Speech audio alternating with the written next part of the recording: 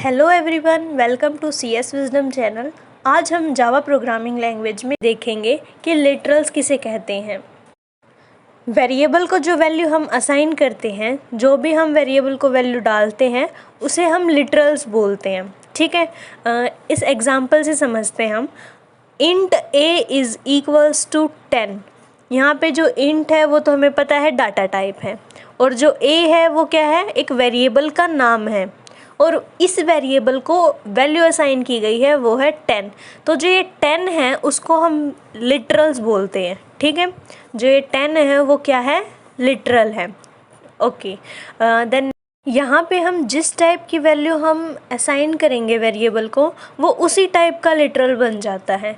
For example, इस example में हमने एक इंटीजर वैल्यू को स्टोर किया था, तो ये क्या है, एक इंटीजर लिटरल है। अगर हम फ्लोट करते हैं तो वो फ्लोट लिटरल होगा। अब यहाँ पे फ्लोटिंग में हमने क्या डाला, b वेरिएबल है जिसके अंदर हमने ये वैल्यू असाइन की गई है, और f हमने इसीलिए लगाया ताकि हम इंडिकेट कर सकें कि ये एक फ्लोटिंग पॉइंट नंबर है। हमने डाटा टाइप्स में इसे पढ़ा था। अगर हम कैरेक्टर को स्टोर करें तो वो कैरेक्टर लिटरल होगा। अगर कोई बुलियन है तो वो बुलियन लिटरल होगा। Double literal, string literal. तो जिस टाइप की वैल्यू हम स्टोर करेंगे वो वैसा ही लिटरल होगा।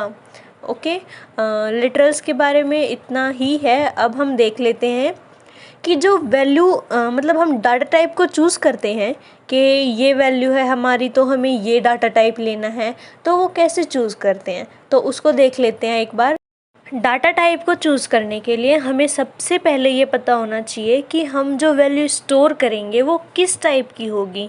मतलब इंटीजर है, डेसिमल पॉइंट है, या कोई कैरेक्टर है, या फिर एक पूरा सेंटेंस है, या फिर बुलियन है। मतलब किस टाइप का हमें सबसे पहले ये पता होना चाहिए। देन हम ये देखेंगे कि जो वो वैल्यू है उसकी रेंज कितनी है, कितनी रेंज की वैल्यू है, उस रेंज के अकॉर्डिंग, ताकि हम एक प्रॉपर डाटा टाइप चूज़ कर सकें कि हमें हमारी जो मैक्सिमम रेंज होगी वैल्यू की वो इतनी होगी, तो हमारे लिए ये डाटा टाइप सफिशिएंट है।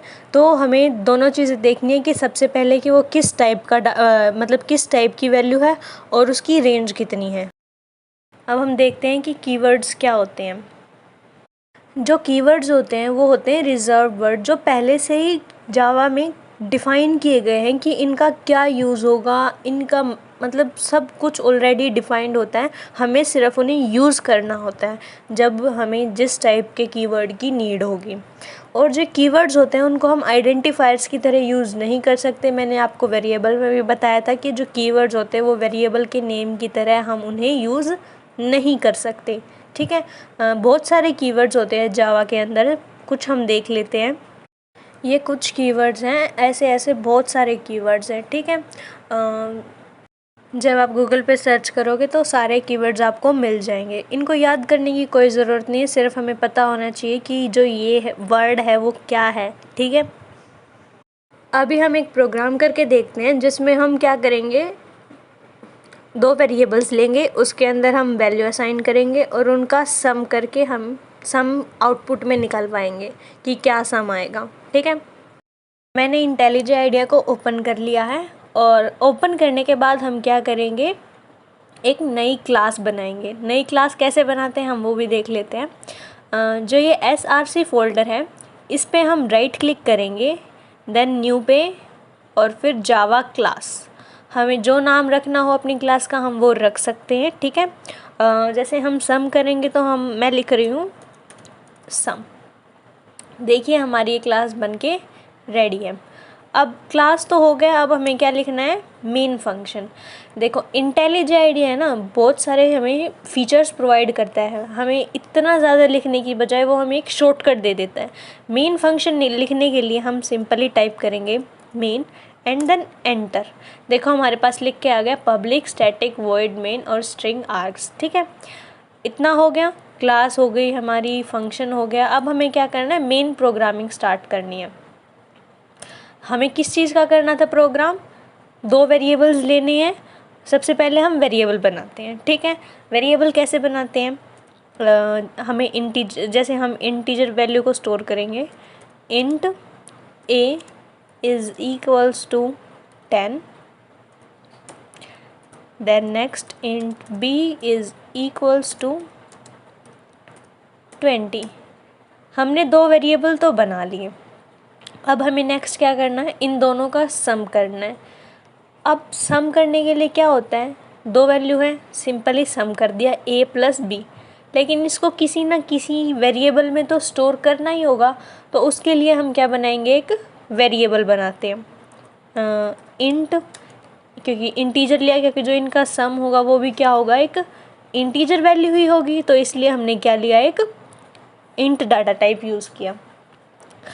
तो हमने एक और वेरिएबल बनाया सम नाम का, जिसके अंदर हमने डाल दिया a प्लस बी। ठीक है, अब हमने सम तो कर दिया, अब हमें सम को क्या करना है, आउटपुट में भी देखना है कि इन दोनों का सम क्या आएगा। तो उसके लिए हम क्या यूज़ करते हैं, system dot out dot println, system dot out dot println, और यहाँ पे हम क्या डालेंगे, सम को डालेंगे, क्योंकि हमें क्या चाहिए, सम के अंदर जो वैल्यू है वही तो हमें प्रिंट करानी है। तो हमने लिख दिया सम। अब देखो, जो ये प्रिंटलन है ना, इसकी जगह हम क्या यूज़ कर सकते हैं, सिर्फ प्रिंट भी यूज़ कर सकते हैं। अब इन दोनों में डिफरेंस क्या है, जो प्रिंट है ना, उससे तो क्या होगा कि जो आउटपुट होगा हमारा, वो प्रिंट होके जो कर्सर होगा हमारा वो उसी लाइन में रह जाएगा। लेकिन प्रिंटलन से क्या होगा, उस स्टेटमेंट को प्रिंट करके जो कर्सर होगा वो नेक्स्ट लाइन पे चला जाएगा। अब इन दोनों को भी करके देखेंगे, लेकिन पहले हम सम करके देखते हैं। ठीक है, मैंने प्रिंट कर दिया, सम निकालवाना है तो राइट क्लिक करके हमें क्या करना है, रन करना है। रन करने के बाद हमारे पास क्या आ गया, हमारा आउटपुट आ गया 20 + 10 इज़ इक्वल्स टू 30। लेकिन कुछ अजीब सा नहीं लग रहा है, सिर्फ 30, हमें कुछ अच्छे से पता ही नहीं चल रहा है ये क्या है।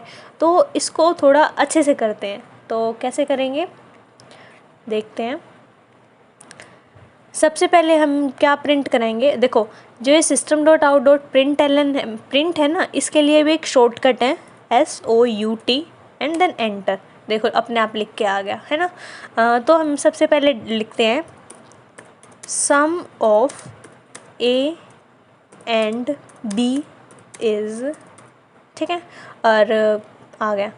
अब देखो, अब इस चीज़ को समझना। अब जैसे हमने रन किया, क्या आया, sum of A and B is, then cursor क्या हुआ, नेक्स्ट लाइन में चला गया और हमारा क्या किया, सम प्रिंट किया। अब देखो एक चीज़ और करके दिखाती हूँ। अगर यहाँ पे मैं सिर्फ प्रिंट कर देती हूँ तो क्या आएगा हमारा आउटपुट,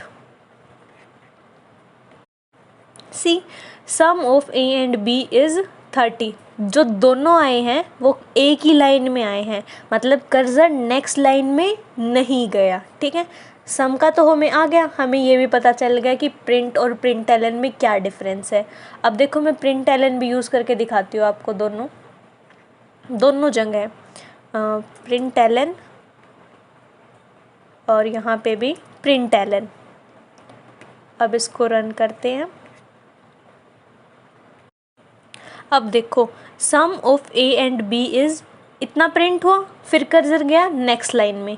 जो ये वाली स्टेटमेंट थी सम वाली, जो सम के अंदर जो भी वैल्यू थी वो प्रिंट की, और फिर देखो एक लाइन और छूटी हुई है यहाँ पे। तो जो कर्सर है वो हमारा क्या है, इस थर्ड लाइन पे है। वो लाइन प्रिंट करके, उस पूरी लाइन को प्रिंट करके जो कर्सर है वो नेक्स्ट लाइन पे आ गया है। ठीक है, देखो फिर से करके दिखाती हूँ। यहाँ पे मैं सिर्फ प्रिंट किया और इसको रन किया।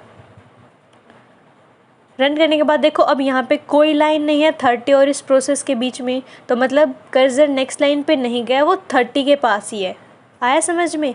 तो ये हो गया हमारा सम, हो गया दो वेरिएबल्स का, कि जो दो वैल्यू है उनका सम कैसे करते हैं। सेम इसी टाइप से अगर यहाँ पे सब्ट्रैक्शन करनी है तो सब्ट्रैक्शन, मल्टीप्लिकेशन करनी है तो मल्टीप्लिकेशन, डिवीज़न करनी है तो डिवीज़न, जो आप करना चाहें कर सकते हैं। ठीक है, 2 की जगह आप 3 भी कर सकते हैं, 4 का भी, 5 का भी। ठीक है, नेक्स्ट वीडियो में हम देखेंगे कि जो वैल्यू हम वेरिएबल के अंदर असाइन कर रहे हैं वो आउटपुट के टाइम पे हम वैल्यूज़ कैसे लें, ये तो हमने अपने कोड में दे दी कि ये वैल्यू है, इनको प्लस करना है, इनका सम निकालना है। लेकिन अगर हम आउटपुट के टाइम पे वैल्यूज़ चाहते हैं कि आउटपुट के टाइम पे वैल्यू डाली जाए और देन उनके प्रोसेस हो, सम हो और फिर हमें आउटपुट मिले, ठीक है, तो वो हम करेंगे नेक्स्ट वीडियो में। And I hope you like this video and thank you for watching.